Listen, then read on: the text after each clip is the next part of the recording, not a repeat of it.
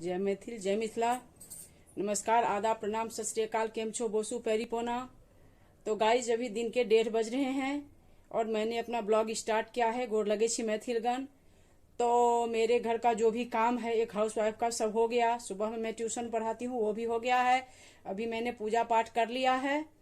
अब खाना पीना बन गया है। खा करके फिर मैं अपने समाज सेवा पर निकलूंगी, फिर आपसे बातें करूंगी।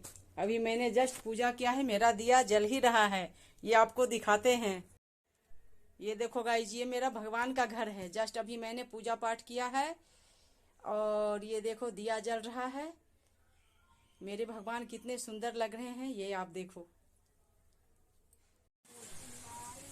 गाइज आपको दिन का काम सारा दिखाया, सब काम हो गया है। अब अभी मैं बच्चे को ट्यूशन पढ़ा के छुट्टी कर रही हूँ। उसके बाद मैं गौ माता का भोजन दूंगी और जो भी काम बच्चा है उससे करूंगी। अभी मेरा बच्चा पढ़ाई कर रहा है, अब इसे मुझे होमवर्क देना है। अब ये देखो, अभी मैं इसे ट्यूशन पढ़ा रही हूँ। गाइज मैंने अपने ट्यूशन के बच्चे को पढ़ाकर उसको छुट्टी कर दिया है। अब मेरा जो डेली का रूटीन है, गौ माता को मैं भोजन करा देती हूँ।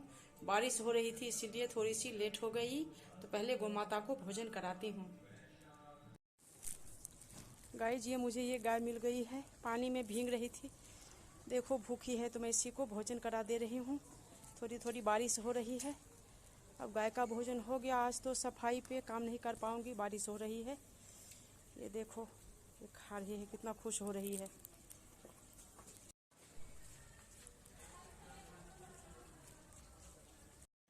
गाइज मेरा आज का जो भी काम था हो गया। गौ माता का भी भोजन हो गया।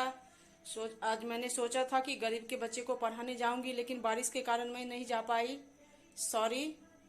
तो अब मैं यहीं पे अपने ब्लॉग को एंड करती हूँ। आपको मेरा ये ब्लॉग अच्छा लगे तो प्लीज़ लाइक और सब्सक्राइब करना, शेयर करना।